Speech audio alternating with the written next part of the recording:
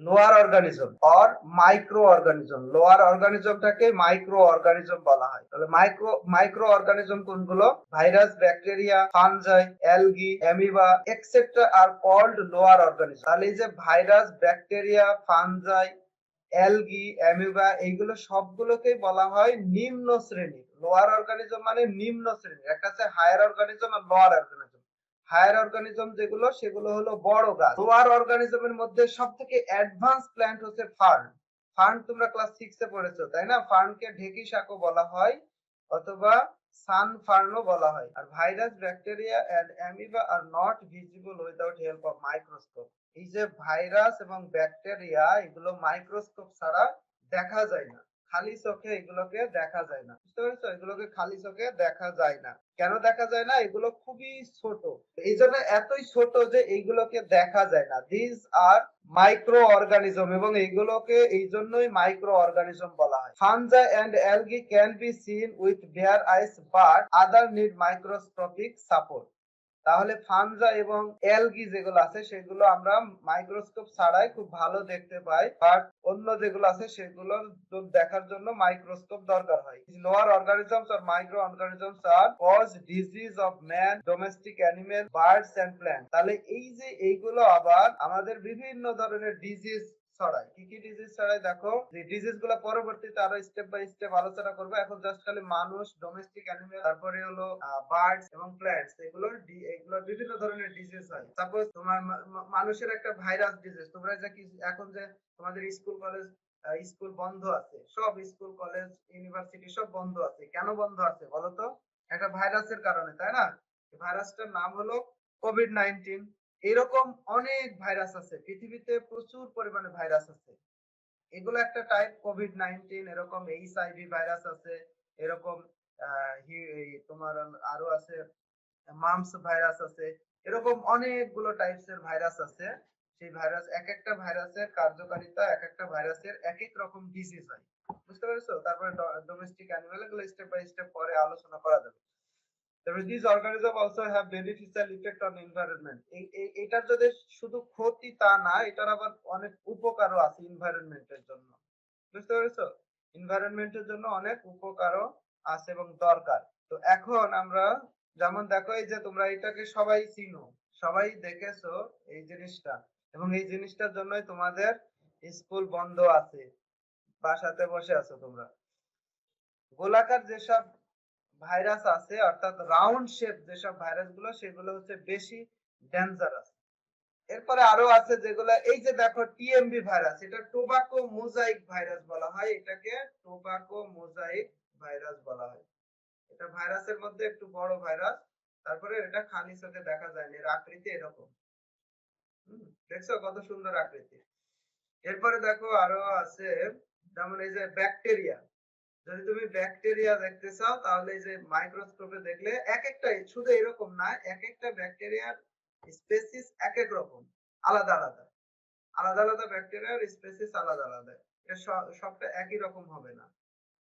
এরপরেরটা দেখো, এই যে এটা হলো এইচআইভি ভাইরাস। এটা এইচআইভি বা এইডস রোগের যে ভাইরাস, সেটা হলো এইটা।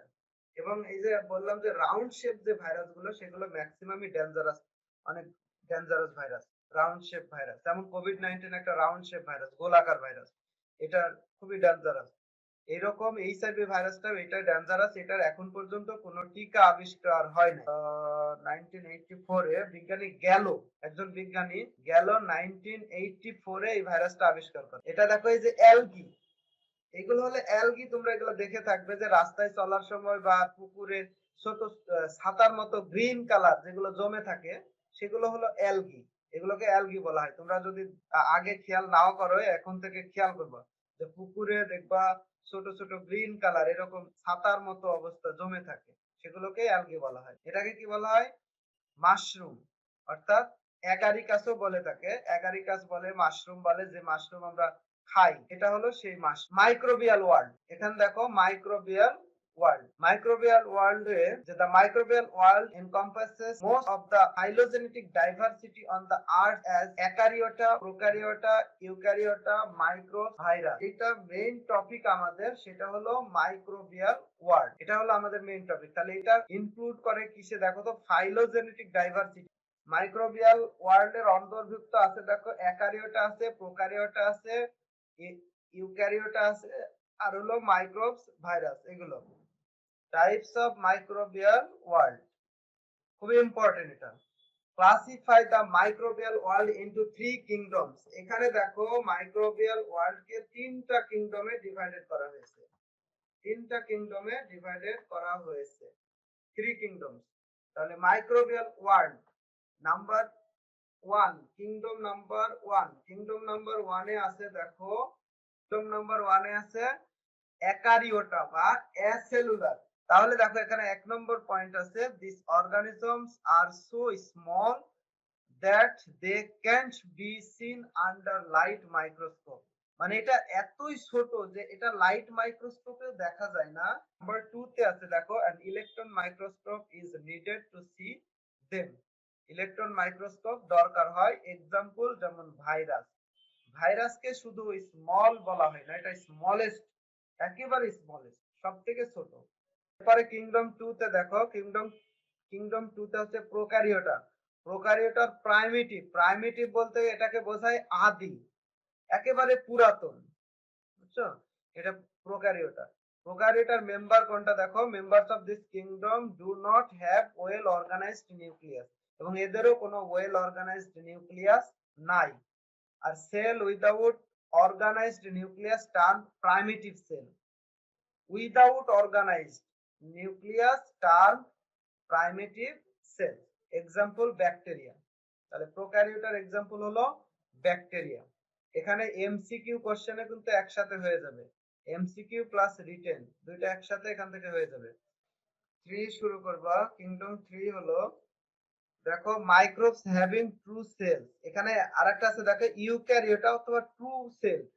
ইউক্যারিওটা বা ট্রু সেল মানে এটা সত্যিকারের সেল আছে, বুঝতে পারছো? সুগঠিত নিউক্লিয়াস আছে এবং এটার ওয়েল অর্গানাইজড সেল আছে। Microbes having true cells are called eukaryota. Eukaryotic microbes have specific nucleus এবং এদেরকে স্পেসিফিক নিউক্লিয়াস আছে, নির্দিষ্ট একটা নিউক্লিয়াস আছে। এক্সাম্পল দেখো অ্যালগি, ফানজাই এন্ড প্রোটোজোয়া।